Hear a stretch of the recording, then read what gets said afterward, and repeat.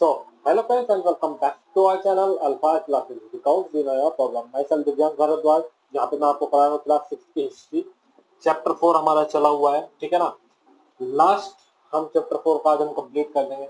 जो last topic था जो हमने कंप्लीट करा था वो कुछ ऐसी खबरें जो कुछ फैमिलीज को दर्शाती थी, ठीक है ना। अगर जो पूरी हेडिंग दो तो कुछ ऐसे में है क्या, कुछ खबरें खास लोगों के लिए थी। Were submarine sport meant for certain families, ठीक है ना। आज जो हम कंप्लीट करेंगे, आज हम कंप्लीट करेंगे स्पेशल बरील एट इनाम गांव।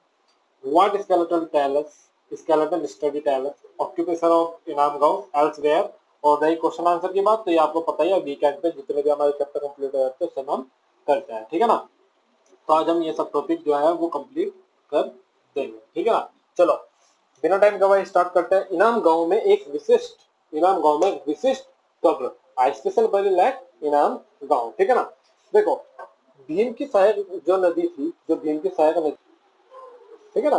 तो जो आपकी भीम जो नदी है, भीम में एक नदी है, उसकी एक सहायक नदी है, किस नाम की, घोड़े नाम की एक नदी है। उसके किनारे पे एक गांव है, एक क्षेत्र है जो मिला है, जिसे हम इनाम गांव के नाम से जानते हैं। अप्रोक्स 3600 से लेके 2700, यानी कि 3600 से लेके, कब से आपका 3600 से लेके करीबन 200 यानी कि 2700 वर्ष पुराना ये जो है ये अवशेष हमें मिले हैं पहले, ठीक है ना। इनमें क्या है, लोगों को लोगों को प्राय घंटे में सीधा लिटाकर दफना दिया जाता था। सीधा यानी कि बस मतलब बिल्कुल ध्यान से कि नहीं भाई ऐसे ही लेटना चाहिए, जो मौत है वो ऊपर की तरफ होना चाहिए, ना कि इधर उधर। पहले डाल दिया, ढक दिया, अब मान लो पोर्ट होल से लेके जा रहे हैं, उन्हें क्या पता भाई कैसे रखा, अब नीचे जाकर भाई कंकालों में पैर मार के तो रखेंगे नहीं, ठीक है ना। चलो, ठीक है ना। एक तो ये ऊपर से क्या होता है, तो जो कई बार ठीक है ना, सीधे लेटाकर दफनाया जाता था, ठीक है ना। सिर उत्तर की ओर होता था, ध्यान रखना, जो सिर होता था ना, जो हेड होता था वो हमेशा नॉर्थ साइड होता था। सिर होता था वो उत्तर की साइड यानी कि नॉर्थ साइड को रखा जाता था। पैर फिर किस साइड को, पैर फिर दक्षिण साइड को हो जाते थे। कई बार घर के अंदर ही दफनाया जाता था। कैसे, जिनके साथ बर्तन के साथ रखे जाते थे। देखो, ऐसे ऐसे भी घर मिले हैं, ऐसे ऐसे भी मकान मिले हैं इनाम गांव के अंदर, ठीक है ना, जहाँ पे जो कब्र है वो घर के अंदर ही दफना दी गई, उसके आंगन में, ठीक है ना। और उसके साथ बर्तन मिले हैं, वो मैंने बताया दिया कि भाई बर्तन महापाषाण काल में दफनाए जाते ही जाते थे, ठीक है ना। फिर एक आदमी को 5 कमरों वाले मकान के आंगन में 4 पैर वाले मिट्टी के एक बड़े से संदूक में दफनाया गया था। देखो, एक बड़ा सा संदूक था, बड़ा सा संदूक 4 पैर वाला, ठीक है ना। 4 पैर वाला एक बड़ा सा संदूक था जो मिट्टी का बनाया गया था, ठीक है ना। एक घर है, उसमें 5 कमरे थे, उसके आंगन में इसे दफनाया गया। एक घर था जिसमें 5 कमरे थे। अब भाई इस तरीके से मान लो एक आंगन हो गया, 5 कमरे जिस तरीके से भी बनाए होंगे, ठीक है ना। 5 कमरे थे इस घर में, और इसके बीचों बीच इस आंगन में इसे आदमी को दफनाया, किसमें, मिट्टी के संदूक में, ठीक है ना। चेहरा किस सिर किस तरह था, उत्तर की साइड, पैर किस तरह था, दक्षिण की साइड, ठीक है ना, यानी कि साउथ साइड, ठीक है ना। उसके बाद इसी घर में क्या होता है, इसी घर में हमें एक और चीज देखने के लिए मिलती है। इस घर में क्या, एक अनाज का गोदाम, यानी कि एक अनाज का गोदाम भी इसमें से मिलता है। अब तक मैंने क्या बताया, तो देखो, जो आदमी था वो सीधा दफनाया गया, लेकिन इस संदूक में जो आदमी था उसके पैर मुड़े हुए थे, ठीक है ना। तो इसमें क्या हुआ, इस संदूक में इस आदमी के पैर मुड़े हुए मिले हैं, ठीक है ना। चलो फिर बात करते हैं, घर में अनाज का गोदाम मैंने बता दिया, ठीक है ना। और जो ये घर मिला है ना, ये घर जो मिला है, ये इनाम गांव के बिल्कुल बीचों बीच मिला है, ठीक है ना, बिल्कुल बीच में मिला है इनाम गांव के, ठीक है ना। चलो, मैंने क्या बता दिया इसमें कि भाई 3600 से 2700 साल पहले की बात है, ठीक है ना। तो क्या कहते हैं यहाँ पे जो सर्व की प्रक्रिया हुई वो ऐसे में मिली कि भाई क्या कहते हैं भाई, भाई आदमी भी वो सीधा लेटाया जाता था। सिर नॉर्थ की साइड यानी कि उत्तर की साइड, पैर दक्षिण की साइड यानी कि साउथ की साइड होते थे, ठीक है ना। तो उसमें क्या, फिर एक विशिष्ट आदमी की एक वो मिली भाई, बर्तन दफनाए जा रहे थे साथ में, ठीक है ना। लेकिन अब क्या हुआ, एक आदमी की वो मिली जो एक मकान में मिली। उस मकान में 5 कमरे थे, उसके आंगन में इस आदमी को दफना गया। किसमें? एक बड़े से संदूक में जो मिट्टी का बना था, जिसके 4 पैर थे, मिट्टी के संदूक के 4 पैर थे, और उसे इसमें मोड़ा हुआ, क्योंकि भाई संदूक में फिट नहीं हो रहा तो उसे मोड़ तोड़ के इसमें वो करा। इस घर में जो घर मिला है उसमें एक अनाज का गोदाम होता था, ठीक है ना, 5 कमरों का होता था, तो एक स्टोर रूम गोदाम, ठीक है ना। चलो, ये जो गांव, जो ये घर मिला, ये गांव के बिल्कुल बीचों बीच एक घर था, ठीक है ना। फिर बात करते हैं, क्या बताती है हमें, क्या बताते हैं हमें कंकालों के अध्ययन। What skeletal study tell us, इसके बारे में पढ़ते हैं। देखो भाई, हम कैसे पता कर सकते हैं कि भाई जो जो हमें कंकाल मिला वो किसी स्त्री का है, पुरुष का है? भाई देखो, हमें कोई भी हमें कोई भी वो मिला, ठीक है ना, हमें मान लो कोई भी कंकाल मिला, तो हम किस तरह, तो भाई हमें क्या पता भाई ये किस चीज का है, जानवर का है, किस चीज का है? तो मतलब जो अवशेष है, जो हड्डियां हैं, वो उनसे हम पता लगा सकते हैं कि भाई छोटी हुई तो भाई बच्चे की थी, ठीक है ना, बड़ी हुई तो भाई किसी आदमी की थी। हाँ, बस एक छोटी सी दिक्कत आती है कि जो बच्चों की जो वो होती है ना, जो बच्चों की क्या होती है, जो बच्चों की जो बॉडी होती है, जो उसका जो स्केलेटल सिस्टम होता है, उसमें हम स्त्री या पुरुष का भेदभाव नहीं कर सकते, ठीक है ना। बड़ों में क्या हो जाता है, बड़ों में जो स्त्रियां होती है उनकी जो कूल्हे की जो हड्डियां होती है वो बड़ी हुई होती थी, क्योंकि भाई उस समय पे जाकर भाई प्रेगनेंसी का थोड़ा वो होता है, तो क्या होता था कि जो उनकी कूल्हे की हड्डियां है वो बढ़ जाती है, तो इस वजह से पता लग जाता था कि भाई ये पुरुष की रही थी, ये स्त्री की रही थी। लेकिन छोटे बच्चों में हम ऐसा कुछ नहीं पता कर सकते हैं, ठीक है ना। फिर आज से अप्रोक्स 2000 साल पहले, आज से करीबन कितने, 2000 साल पहले, 2000 साल पहले जाओ, ठीक है ना। तो एक हमारे जो इंडियन इंडियन उस यार बीएमएस को, जो बीएमएस है यानी कि भाई जिसे हम बोलते हैं ना देसी दवाइयाँ, देसी औषधि, ठीक है ना।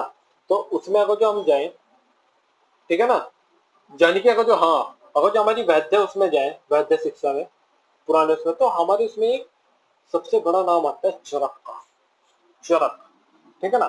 फिर चरक ने अपनी पुस्तक लिखी थी, चरक संहिता। इनकी पुस्तक का नाम है चरक संहिता, ठीक है ना। ये उस समय के बहुत बड़े वैद्य थे, बहुत बड़े डॉक्टर थे। इन्होंने मनुष्य की शरीर में हड्डी, मनुष्य के शरीर में हड्डी इन्होंने कितनी बताया, 360। लेकिन अगर जो हम आज गिने, आज के समय पे अप्रोक्स 206 हड्डियां मिलती हैं, ठीक है ना। लेकिन ये अनुमान लगाया जाता है विद्वानों द्वारा कि भाई इन्होंने दांत भी इसमें मिला दिए, दांत भी इसमें मिला दिए, हमारे जो जॉइंट्स होते हैं वो भी इसमें मिला दिए। जबकि जबकि जो आज की जो स्टडी होती है, ये इसमें जॉइंट्स और हमारे दांत जो होते हैं वो नहीं मिलाते। तो शायद जो चरक थे उन्होंने 360 तब बताए थे, जो हमारी दांतों वातों की सबकी संख्या मिलाकर, यानी कि टोटल जो संख्या थी उन्हें मिलाकर, ठीक है ना। चलो, एक बार देखते हैं फिर भाई क्या बताती है भाई स्केलेटल स्केलेटल स्टडी, यानी कि कंकालों का अध्ययन में क्या बताता है कि भाई जो आदमी था वो बच्चा था या बड़ा था, स्त्री था या पुरुष था, जानवर था या आदमी था, ठीक है ना। तो 2000 साल पहले हमारे एक बड़े वैद्य थे, हमारे बड़े डॉक्टर थे चरक, उन्होंने चरक संहिता लिखी। चरक संहिता में 360 हड्डियों का उल्लेख मिलता है कि आदमी के अंदर टोटल 360 हड्डियां होती हैं। लेकिन अगर जो आज के टाइम पे जाए तो 206 मिलती है।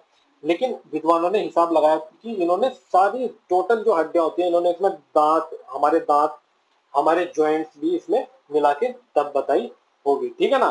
चलो, एक और हम टॉपिक कंप्लीट कर चुके हैं, व्हाट स्केलेटल टेल अस। अब करते हैं ऑक्यूपेशन ऑफ इनामगांव और एल्स देयर, और ये चैप्टर हो जाएगा हमारा कंप्लीट, ठीक है ना। तो अब लास्ट का 2 टॉपिक भी देख लेते हैं। अब जो लास्ट सेकंड टॉपिक है वो है इनाम गांव के लोगों के काम, ऑक्यूपेशन है इनाम गांव। अगर तो बात करें तो पुरातात्विक लोगों, यानी कि आर्कोलॉजिस्ट जो होते हैं, उन्हें क्या मिला है, उनको गेहूं, देख लो, बस सुनना, ठीक है ना, गेहूं, जौ, गेहूं, जौ, चावल, दाल, ठीक है ना, बाजरा, बाजरा, मटर, तिल, यानी कि व्हीट, जौ, राइस, पल्सेस, बाजरा आदि के क्या मिले हैं, बीज मिले हैं, कई जानवरों की हड्डियां मिली हैं, कई जानवरों की हड्डियां मिली हैं। क्या मिली है? एनिमल्स बोन मिली है, बोन्स मिली है एनिमल्स की। और कैसी बोन मिली है एनिमल्स की? जिन पे काटने के निशान है, काटने के, जिन पे काटने के निशान है। तो ये काटने के निशान शायद लोग ही ना खाते रहेंगे, इस वजह से काटने के, भाई कुछ मारा वो हड्डी पे लगा तो वो कट का निशान वहां पे पड़ गया। अगर तो बात करें भाई कौन कौन से जानवर की हमें हड्डियां यहाँ पे मिली है, आपका गाय की, भैंस, बकरी, हिरन, घोड़ा, ठीक है ना, और भी बहुत से, गधा, सुअर, नेवला, चिड़िया, घड़ियाल, कछुआ, केकड़ा, मछली तक के हमें यहाँ पे मिले हैं। और जो कुछ रसीलेदार फल भी मिले हैं, लाइक बेर हुआ, ठीक है ना, बेर हुआ, आंवला हुआ, आंवला, जामुन, है ना। तो ऐसे भी हमें कुछ रसीलेदार फलों की बहुत से वे मिले हैं। देखो एकदम गांव के लोगों का अगर तो काम देखें तो देखो भाई, सीधी सी बात है भाई, गेहूं, जो चावल, दाल, बाजरा, मटर, तिल, भाई ये सब चीजें उगा रहे हैं, तो सीधी सी बात है भाई, फार्मर तो अपने आप हो गए, ठीक है ना। शिकार कर रहे थे, बोन टूल्स मिले हैं। बोन टूल्स कैसे? बोन टूल्स ऐसे मिले हैं जिन पे कट के निशान पड़े हैं, भाई कुछ मारा तो उन पे कट पड़ा, तो भाई सीधा सी बात है, जब कट पड़ा तो भाई उसको खाने के लिए यूज करा गया हुआ। बुरा मत मानना, लेकिन भाई उस समय गाय, गाय भी, भैंस क्या हुई, हिरन क्या हुआ, केकड़ा क्या हुआ, सब चीज खाई जाती थी, गधा और सुअर सब खाए जाते थे, क्योंकि भाई महापाषाण काल था भाई, कुछ खाने को नहीं मिलता था, तो भाई इससे ही काम चलाना पड़ता था। एक टाइम ऐसा भी था इससे महापाषाण से पहले का, कि आदमी को दफना दे, वरना आदमी को ही खा लिया जाता था, कि भाई कुछ खाने को था नहीं ना, ठीक है ना। तो बहुत से जानवर के हमें वे मिले, ठीक है, अवशेष, लाइक गाय, बैल, भैंस, बकरी, भेड़, कुत्ता, घोड़ा, गधा, सुअर, हिरन, नेवला, घड़िया, चिड़िया, घड़ियाल, कछुआ, केकड़ा, ठीक है ना, मछली। तो ये सोचो, ये चीजें खाते भाई, पाल भी रहे थे, जब पालने के बाद इन्हें लगा कि भाई अब कुछ आज खाने को नहीं है, तो फाड़ा और उसे ही खा लिया, ठीक है ना। बहुत से फल भी मिले हैं, रसीलेदार फल, जैसे कि बेर हुआ, आंवला हुआ, जामुन हुआ, ठीक है ना, जामुन, जी जामुन की भी अवशेष प्राप्त है, ठीक है ना। तो ऐसे भी हमें फल प्राप्त हुए हैं। ये वाला टॉपिक खत्म, ठीक है ना। भाई सीधी सी बात है भाई, क्या बता दे भाई, भाई स्टोर कर रहे थे, ठीक है ना, भाई इकट्ठा कर रहे थे सामान को, शिकार कर रहे थे, और भाई फार्मिंग कर रहे थे, और क्या चाहिए था, ठीक है ना। और क्या, और बच्चे पैदा कर रहे थे, अपनी पीढ़ी बढ़ा देते आगे, ठीक है ना। ऑक्यूपेशन ऑफ काम का होगा। फिर आया एल्सवेयर, यानी कि अन्य यंत्र, यानी कि अब हम यहाँ पे बात करते हैं कुछ बाहर की। तो चीन में अप्रोक्स बात करते हैं, चीन की अप्रोक्स बात करते हैं 3500 साल पहले की। आजकल तो साल ज्यादा ही हवा में है, ठीक है ना। चलो 3500 साल पहले की बात करते हैं। इसमें क्या है, एक लेखन कला से सबसे पुराना उदाहरण यहाँ से प्राप्त हुआ है। किसका? सबसे पुराना रिटर्न एविडेंस यहाँ से प्राप्त होता है। रिटर्न एविडेंस का सबसे पुराना जो वो हुआ, वो यहाँ से प्राप्त हुआ अप्रोक्स 3500 साल पहले का। यहाँ जानवर की हड्डी पे लिखा गया। किसकी? जानवरों की हड्डियों पे, जानवरों की हड्डियों पे ये लिखा गया था,